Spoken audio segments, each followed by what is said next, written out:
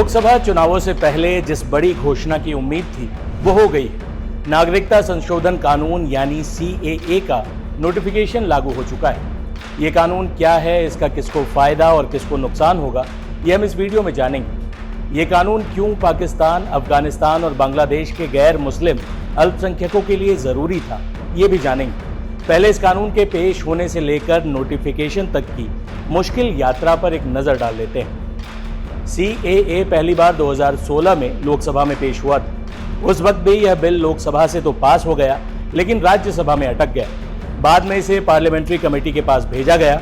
2019 में मोदी सरकार दोबारा बनने के बाद CAA को लोकसभा में दोबारा पेश किया गया। इस बार ये बिल लोकसभा और राज्यसभा दोनों जगहों से पास हो गया। 10 जनवरी 2020 को इसे राष्ट्रपति की मंजूरी मिल गई, लेकिन CAA के खिलाफ दिल्ली के शाहीन बाग में लंबा प्रदर्शन चला।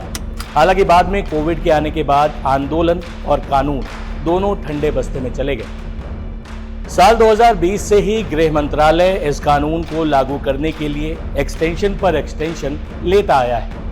सिटीजनशिप अमेंडमेंट एक्ट यानी CAA भारत के 3 पड़ोसी मुस्लिम बहुल देशों पाकिस्तान, बांग्लादेश और अफगानिस्तान से आए उन लोगों को भारत की नागरिकता देगा जो दिसंबर 2024 तक किसी न किसी प्रताड़ना का शिकार होकर भारत आए थे। इनमें गैर मुस्लिम अल्पसंख्यक यानी हिंदू, सिख, बौद्ध, जैन, पारसी और ईसाई शामिल।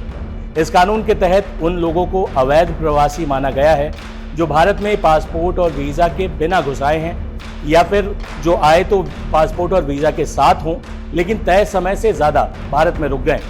बता दें कि आमतौर पर विदेशी शरणार्थियों को भारत की नागरिकता देने के लिए उनका 11 साल तक भारत में रहना जरूरी, चाहे वो किसी भी धर्म के हो।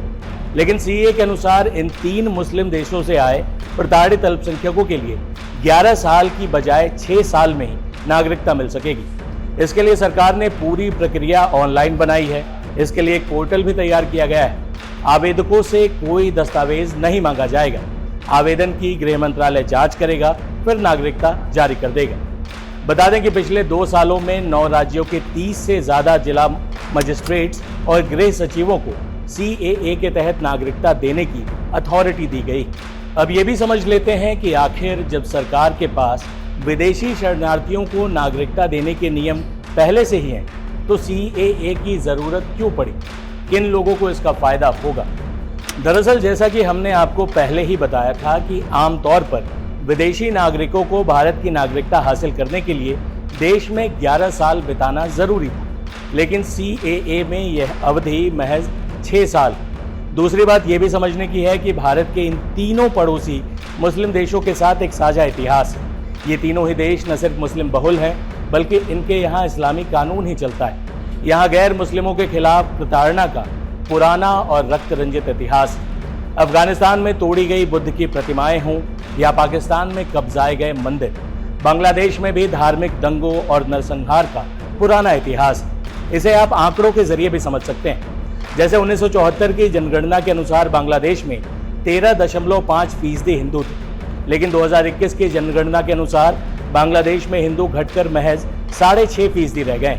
बांग्लादेश के यही गैर मुस्लिम अल्पसंख्यक भारत के नॉर्थ ईस्ट के राज्यों में अवैध प्रवासी के तौर पर बसने लगे, जिससे पूर्वोत्तर की डेमोग्राफी काफी हद तक बदल गई। यही वजह है कि असम हो या त्रिपुरा, लोगों ने CAA का विरोध इसलिए किया क्योंकि वो नहीं चाहते कि बाहरी मुल्कों से आए प्रवासियों की वजह से उनकी अपनी संस्कृति बदल जाए। अब बात पाकिस्तान की, जहां जुलाई 2010 में कराची में 60 हिंदू समुदाय के लोगों पर आक्रमण किया गया। वजह क्या है जानते हैं? एक हिंदू दलित लड़के ने इस्लामी मस्जिद के पास वाले नलके से पानी पी लिया था। ह्यूमन राइट कमीशन पाकिस्तान की एक रिपोर्ट के मुताबिक पाकिस्तान में हर साल लगभग 1000 लड़कियों का जबरन धर्मांतरण किया जाता है। इनमें अधिकांश बच्चियों की उम्र 14 से 20 साल तक होती है। बंटवारे के वक्त जिस पाकिस्तान में हिंदुओं की आबादी 16% बताई जाती है, हालांकि बंटवारे में 20 लाख से अधिक गैर मुस्लिम पाकिस्तान से हिंदुस्तान आ गए थे। ताज़ा आंकड़ों के मुताबिक पाकिस्तान की कुल आबादी में हिंदुओं की संख्या महज 1.6%। अब बात करते हैं अफगानिस्तान।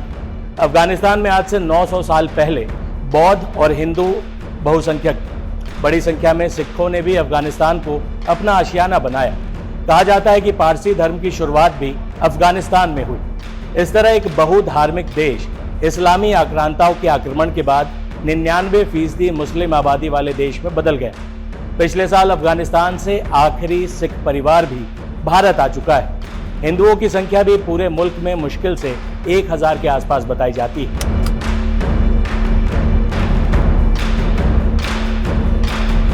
इस लिहाज से धार्मिक प्रताड़ना का शिकार हुए अल्पसंख्यकों के लिए CAA वरदान बनकर सामने आया है। लेकिन सवाल है कि इस कानून का विरोध क्यों हो रहा था? क्या इससे किसी को नुकसान भी है? ये बात सरकार कई बार साफ कर चुकी है कि CAA के तहत लोगों को नागरिकता मिल सकती है। यह कानून किसी की नागरिकता छीन नहीं सकता। इस लिहाज से यह डर तो बेवजह है कि यह कानून किसी की नागरिकता छीन लेगा या यह कानून मुसलमानों के खिलाफ। ये कोरी राजनीतिक बहस है। जिन लोगों के पास CAA के विरोध का वाकई तार्किक आधार है वो है नॉर्थ ईस्ट के राज्य, जिनका यह डर लाजमी है कि अगर इतनी बड़ी संख्या में इन राज्यों में बसे अवैध शरणार्थियों को नागरिकता दे दी गई तो उन राज्यों की अपनी संस्कृति पर प्रवासियों की छाप स्थापित हो जाएगी। जैसे कि असम में एक अनुमान के मुताबिक 20 लाख से अधिक बांग्लादेशी हिंदू बसे हुए हैं। ऐसे ही त्रिपुरा, मेघालय जैसे राज्य हों या मणिपुर और नागालैंड, जहां पड़ोसी देश म्यांमार से भी बड़ी संख्या में अवैध प्रवासियों के बसे होने की खबरें और जातीय संघर्ष की घटनाएं सामने आती रहती हैं। हालांकि केंद्र सरकार ने चुनावों में जाने से पहले CAA का नोटिफिकेशन जारी कर अपनी मंशा साफ कर दी है कि अब मोदी सरकार किसी भी दबाव में नहीं आने वाली। सरकार के इस फैसले पर आप क्या सोचते हैं? अपनी राय कमेंट बॉक्स में जरूर बताएं। देश दुनिया की सारी खबरों के लिए बने रहें टाइम्स नाउ भारत डिजिटल के साथ। शुक्रिया।